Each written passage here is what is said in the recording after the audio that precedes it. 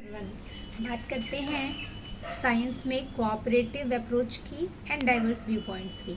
तो देखो, जो साइंस है उसमें ऐसा नहीं कि कोई एक बंदा अकेले काम कर रहा है, ठीक है, लैब में बैठा अकेले काम कर रहा है और सारे एक्सपेरिमेंट्स हो जा रहे हैं। साइंस में जो एक्सपेरिमेंट्स होते हैं, डिस्कवरीज होती हैं, सब टीम वर्क है। एक टीम ऑफ पीपल होती है, ठीक है, जिसमें स्टूडेंट्स भी होते हैं, अंडर ग्रेजुएट्स होते हैं, ग्रेजुएट होते हैं, बहुत सारे लोग होते हैं, सब मिल करके काम करते हैं। फिर ये होता है कि building on work of others, ये भी चीज़ है कि जैसे पहले जो लोग काम करके जा चुके हैं उसके बेसिस पे काम किए जा रहे हैं ना, हेल्प मिलता है लोगों को। जैसे मैंने आपको होपी हॉयक्स्ट्रा का एक्सपेरिमेंट बताया था, ठीक है, तो उन्होंने जो काम किया ना उसमें उन्होंने पहले के जो लोग काम करके गए थे उनके एक्सपेरिमेंट की हेल्प ली। एक कॉफमैन थे, DW कॉफमैन, ठीक, तो वो काफ़ी साल पहले यही जो बीच माउस और इनलैंड माउस वाला एक्सपेरिमेंट कर चुके थे, ठीक है, और उल्लू खाता था मून लाइट की प्रेजेंस में, जब फुल मून है तो कितना खाया, ये सब एक्सपेरिमेंट उन्होंने किए थे। उसका हेल्प उन्होंने लिया, किसने लिया, होपी हॉयक्स्ट्रा के टीम ने। तो जो पहले लोग काम कर चुके हैं उसके बेसिस पे नए लोग काम करते हैं। किसी भी एक साइंटिस्ट के लिए, ठीक है, साइंटिस्ट छोड़ो, किसी भी पूरी जनरेशन के लिए सब कुछ साइंस में डिस्कवर कर पाना तो संभव है नहीं। और तो ऐसे आइजैक न्यूटन ने कहा था ना, to explain all nature is too difficult task for any one man और even any one age, so it's much better to do a little with certainty and leave the rest for others that come after you, कि थोड़ा बहुत करो पूरे अच्छे से और उसके बाद छोड़ दो आपके आगे आने वाली जनरेशन्स के लिए, ठीक है। अब देखो, जब कोई ऑब्जर्वेशंस होते हैं, कोई एक्सपेरिमेंट होते हैं, किसी साइंटिस्ट की टीम ने किया, तो उस चीज़ को क्रॉस चेक भी करते हैं बाकी साइंटिस्ट लोग, ठीक है, और वो देखते हैं कि अगर हमने सेम एक्सपेरिमेंट करे तो क्या हमें सेम रिजल्ट मिले हैं, क्या उस बंदे ने जो एक्सपेरिमेंट किया वो सही था, जो पहले लोगों ने एक्सपेरिमेंट किया क्या वो सही है या फिर वो गलत है। पीयर रिव्यू होता है एक्सपेरिमेंट्स का, जो भी स्टडीज़ होती है उनकी, ठीक है, तो लोग जो होते हैं, कम्युनिटी होती है, साइंटिफिक कम्युनिटी, वो कोई भी एक्सपेरिमेंट जो हो उसको रिव्यू करती है, और जब वो सबके द्वारा ठप्पा लग जाता है ना कि हाँ सही है, तभी वो जर्नल्स में पब्लिश होता है। जैसे हमारी कैम्पबेल्स में जो भी चीज़ें दी गई हैं, ठीक है, एक्सपेरिमेंट्स में सारे पहले से पब्लिश है। अच्छा, एक और चीज़ है, एक होते हैं मॉडल ऑर्गेनिज्म जो वाइडली यूज़ होते हैं, ठीक, उसमें हम ऐसे ऑर्गेनिजम्स को लेते हैं जिन्हें ग्रो करना बहुत आसान हो लेबोरेटरी में, जैसे ड्रोसोफिला मेलानोगास्टर।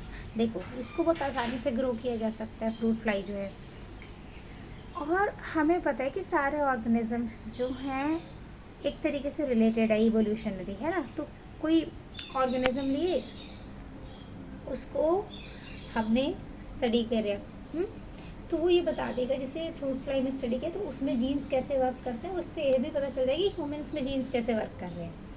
फिर एक हो गया और भी मॉडल ऑर्गेनिजम्स है, जैसे mustard plant, Arabidopsis thaliana, soil worm, Caenorhabditis elegans, zebra fish, Danio rerio, फिर चूहा, मस्क्यूलस और इकोलाई बैक्टीरिया, ये सारी चीज़ों में बहुत ज़्यादा स्टडी होता है, ठीक।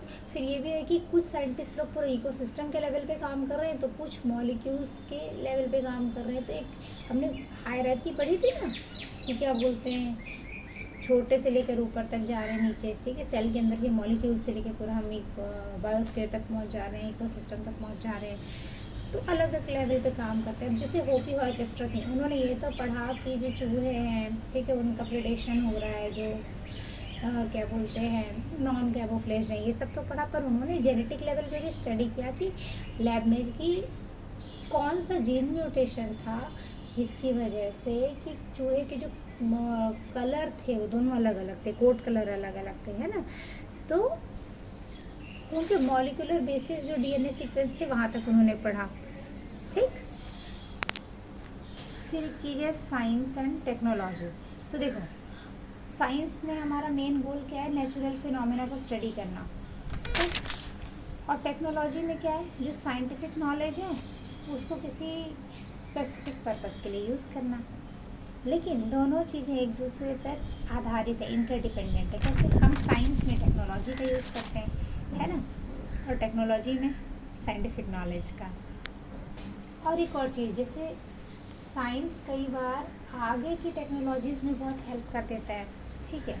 जैसे जो डीएनए का स्ट्रक्चर दिया था वैटसन एंड क्रिक ने 1953 में, ठीक है, तो और बाकी भी जो डीएनए साइंस में सब्सिक्वेंट अचीवमेंट्स हुई, उससे हेल्प हुई टेक्नोलॉजीज़ ऑफ डीएनए मैनिपुलेशन में, ठीक है। ऐसी ऐसी टेक्नोलॉजीज़ बनी जो अलग अलग फील्ड में यूज़ हो रही हैं, जैसे कि मेडिसिन, एग्रीकल्चर, फॉरेंसिक। फिर बहुत सारी चीज़ें एथिकल भी हैं कि हमें जो जैसे आजकल जीनोम सीक्वेंसिंग आसान हो गई है, तो क्या ये जीनोम सीक्वेंसिंग का जो डेटा है वो किसी को अवेलेबल होना चाहिए कि नहीं होना चाहिए, है ना। फिर हेरिडिटरी डिजीज़ेस का हम पता लगा सकते हैं कि अगर किसी फैमिली में रन कर रहा है तो इस बंदे में कितना चांस है होने का, ये सारी चीज़ें हैं। ओके। और बहुत सारी चीज़ें हमें, जो फॉरेंसिक साइंस में बहुत सारी चीज़ें हमें मतलब हेल्पफुल है। कई बार क्या होता है, तो जो बेचारा दोषी नहीं है वो भी जेल चले जाता था, लेकिन डीएनए टेक्नोलॉजी आई, फॉरेंसिक साइंस, डीएनए सैंपल्स इकट्ठा किए गए तो पता चला कि अरे कई लोग तो जेल में ऐसे गए हैं जो बेचारे पाप किए ही नहीं थे, उन्हें छोड़ा गया। बहुत सारी चीज़ें। और बस यही। इवन पता है, जितने नागरिक हैं ना, उनको भी ये जानने का अधिकार है कि जो साइंस एंड टेक्नोलॉजी है उसका बेनिफिट क्या है, रिस्क क्या है किसी टेक्नोलॉजी के, ठीक है। साइंस कैसे काम करती है वो भी जानने का अधिकार है सबको, हाउ साइंस वर्क्स। फिर कोई टेक्नोलॉजी है तो उसे क्या फ़ायदे और क्या नुकसान है ना। चलो एक सिंपल सी एग्जांपल देती हूँ मैं मोबाइल का, ठीक है। आपको भी पता है मोबाइल हेल्पफुल है, पर उससे कितने नुकसान हैं ये भी आप जान रहे हो, लोग एडिक्टेड हो रहे हैं, बहुत सारी चीज़ें हैं। फिर एक और चीज़ें हैं, कई सारी चीज़ें, कई सारे जो टेक्नोलॉजी में इनोवेशंस हुए ना, टेक्नोलॉजिकल इनोवेशंस, वो अलग अलग देशों के बीच में जो ट्रेड होता है, ठीक है, उनसे भी हेल्पफुल हुआ। जैसे प्रिंटिंग प्रेस का आविष्कार हुआ था, ये हुआ था आई थिंक ये जर्मन जोहान्स गुटेनबर्ग ने किया था 1440 में, है ना। और इसमें जो पेपर और इंक यूज़ हुई ना, वो चाइना की थी, ठीक है। तो चाइना का इन्वेंशन जर्मनी वाले के काम आ गया है। अच्छा, पेपर और इंक कहाँ चाइना से पहुँच गई? बगदाद, ठीक है। जो पेपर था वो ट्रेड रूट के थ्रू चाइना से बगदाद पहुँचा पेपर, ठीक है। तो वहाँ उस पेपर का मास प्रोडक्शन किया गया। देन ये टेक्नोलॉजी जो है यूरोप पहुँची, इंक वाली टेक्नोलॉजी, ठीक। तो चाइना में पानी बेस्ड इंक होता था, वाटर बेस्ड इंक, और गुटेनबर्ग ने मॉडिफाई किया। जैसे गुटेनबर्ग ने क्या किया था, इन्होंने क्या बोलते हैं प्रिंटिंग प्रेस वाला काम करा है ना, तो उन्होंने इस पेपर वाटर बेस्ड इंक को मॉडिफाई करके ऑयल बेस्ड इंक कर दिया। तो जो देश विदेशों में व्यापार वगैरह हुए, इनसे भी बड़ी हेल्प मिली टेक्नोलॉजी में। ओके, इतना ही था। ये कैम्बेल का जो पहला चैप्टर था ना, उसका कॉन्सेप्ट, लास्ट कॉन्सेप्ट था, कॉन्सेप्ट 1.4। Okay, bye.